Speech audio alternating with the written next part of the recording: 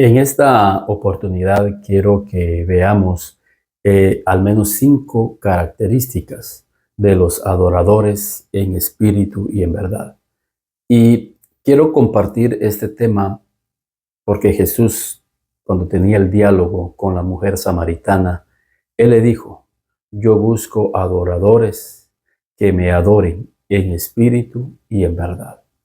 Y hay ahí algunos aspectos que están involucrados en las características de los verdaderos adoradores en espíritu y en verdad. Si Jesús dijo esto, es porque debemos de comprender que no hay adoradores en espíritu y en verdad, sino que al igual que la samaritana, que de una forma religiosa se aferraba a un monte donde ella solía, a su parecer, adorar a Dios. Pero el Señor le dice: mira, yo busco adoradores en espíritu y en verdad. Y aunque tú tengas un lugar en donde tú vas a ofrecer tus oraciones, hay aspectos importantes que están involucrados precisamente en la verdadera adoración a Dios. Déjeme decirle que la samaritana en su propia vida no era una ofrenda agradable a Dios. El Señor, en medio de su diálogo, le dice: ve y llama a tu marido. Y ella le dice: no tengo marido. Y Jesús le dice: bien has dicho, porque el que ahora tienes no es tu marido. Le estaba diciendo: mira, tú estás viviendo en una relación ilícita.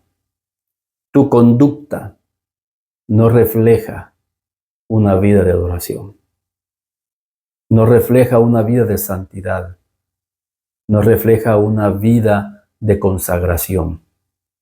Y por ahí vamos entendiendo que una de las características de un verdadero adorador tiene que ver con su conducta, con su forma de vivir, de relacionarnos y ser un testimonio.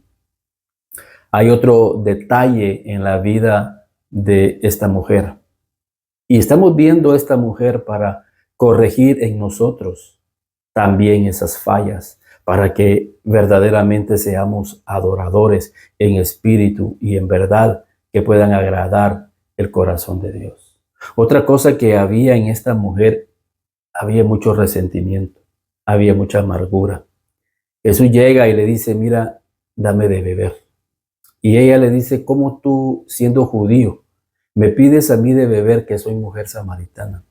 Judíos y samaritanos no se tratan entre sí.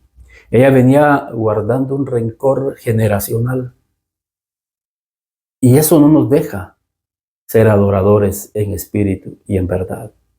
El Señor quiere que limpiemos nuestro corazón de enojos, de ira, de contiendas, de tener alguna venganza en nuestro corazón. Por eso el Señor dice: si tú vienes al altar y ahí te acuerdas que tu hermano tiene algo contra ti, deja tu ofrenda ahí y ve y reconcíliate primero con él. Entonces regresa y presenta la ofrenda. Entonces tenemos que sanar nuestro corazón, y quizás en esta oportunidad alguien está deseando ser un adorador en espíritu y en verdad. Agradar a Dios con su adoración, con sus cantos, con sus salmos. Pero hay algo en el corazón. José llegó a ser ese adorador en espíritu y en verdad, porque él perdonó a sus hermanos. Él sacó todo rencor que pudo haber guardado en su corazón. Esta mujer tenía ese rencor, ese rechazo hacia los judíos. Sin embargo, Jesús le demuestra todo lo contrario, porque él llegó y se acercó a los samaritanos.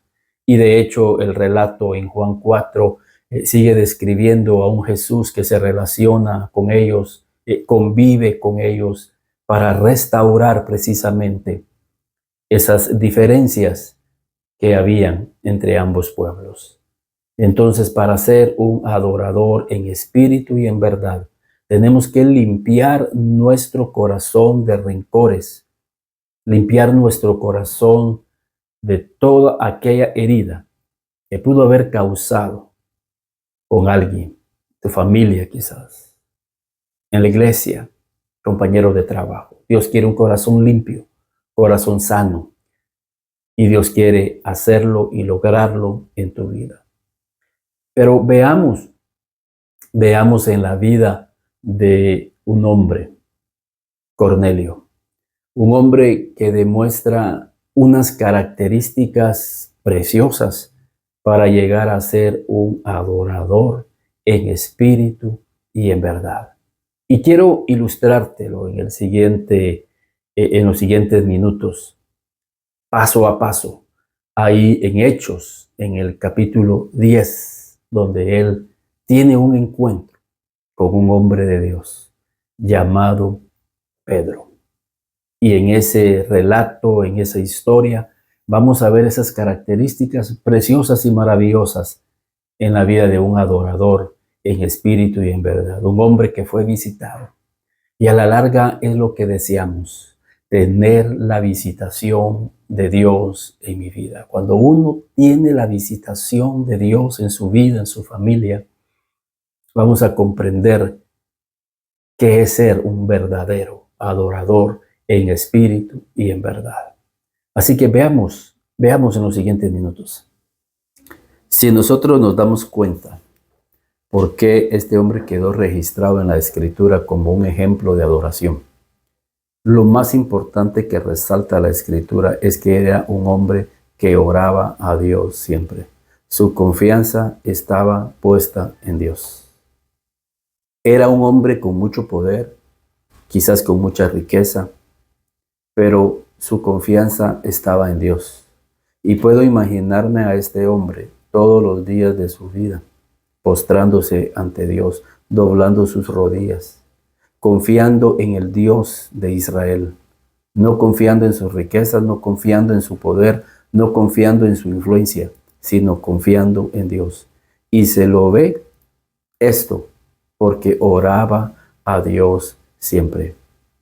Esto nos da la idea que era un hombre perseverante, un hombre que tenía disciplina, un hombre que día a día buscaba a Dios. El adorador en espíritu y en verdad no busca a Dios cada domingo o cada sábado, sino que busca a Dios todos los días de su vida. Otra característica en la vida de este hombre es que era un hombre temeroso de Dios con toda su casa. Un hombre, como les decía, que tenía el poder delegado por el imperio más poderoso en ese entonces, como era Roma. Pero su temor no era hacia ese imperio. Su temor no estaba en los hombres. El temor o el respeto no estaba en sí, en ese traje que cargaba. Él sabía que había una vestimenta aún más poderosa, que era su espíritu, porque estaba conectado con el Rey de Reyes y el Señor de Señores, que era Jesucristo. Era un hombre a quien le tenía temor, era a Dios. Y no solamente era él, sino toda su casa. Este hombre es un claro ejemplo de un adorador que tiene una influencia sobre su casa y que inspira a los de su casa a tener reverencia y respeto y reconocimiento al poder de Dios. Dice que era un hombre temeroso de Dios. Por eso más adelante nosotros vemos en esta historia que él invitó a Pedro, un cristiano, a su casa y que en esa reunión el Espíritu Santo se manifestó de una manera gloriosa y maravillosa sin tener temor de que perdiera su posición, su influencia. ¿Por qué? Porque él era un hombre temeroso de Dios y sin duda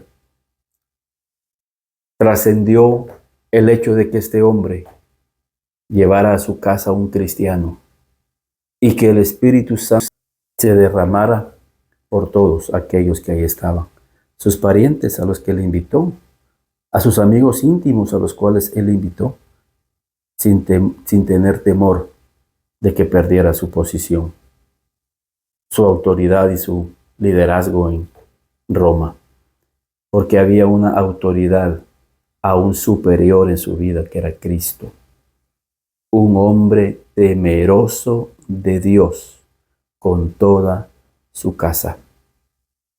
Y es una característica maravillosa que sin duda conmueve el corazón de Dios, que nuestro temor sea nuestro Dios y no lo que podamos perder en esta tierra. Como dijo Pablo, no me avergüenzo del Evangelio porque es poder de Dios. Y lo que tengo por ganancia, lo tengo por basura, con tal de ganarme aquel que es Cristo Jesús. Un hombre temeroso de Dios con toda su familia. Y quiero dar la última característica y muy importante, que era un hombre que daba muchas limosnas al pueblo, un hombre generoso. Creo que la generosidad es muy importante para que nosotros podamos conmover el corazón de Dios. Cuando nosotros damos al necesitado, y no solo hablo de cosas materiales, sino darle una palabra, darle el evangelio, compartirle nuestra fe, darle nuestra amistad sincera y genuina, invitarlo a la iglesia, que conozca a Cristo, es compartir el pan de vida, pero también suplir para las necesidades. Dice que él hacía limosnas y el ángel le dice, mira, tus oraciones y tus limosnas han subido a la presencia de Dios.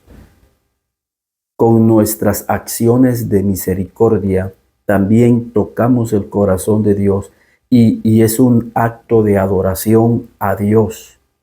Si lo hacemos de corazón, si lo hacemos sinceramente, para ayudar a las necesidades que puedan haber en las personas a nuestro alrededor.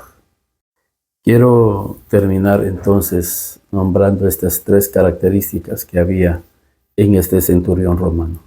Un hombre que oraba a Dios siempre. Un hombre que tenía temor de Dios y no el temor a los hombres. Y un hombre que hacía limosnas, dadivoso, muy generoso con las necesidades del prójimo. Estas tres características nos ayudarán a que seamos verdaderos adoradores en espíritu y en verdad. Y recuerden que este hombre compartió el evangelio a sus parientes y a sus amigos más íntimos. Una señal de adoración. Espero que estas características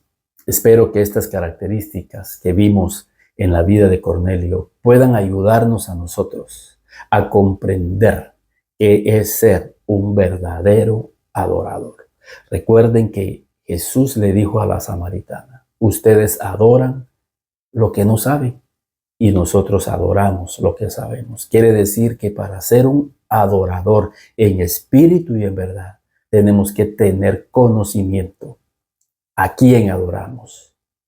Y por eso esta reflexión nos ayudó a comprender y a conocer quiénes son los verdaderos adoradores en espíritu y en verdad. Esta reflexión nos ayude y nos convirtamos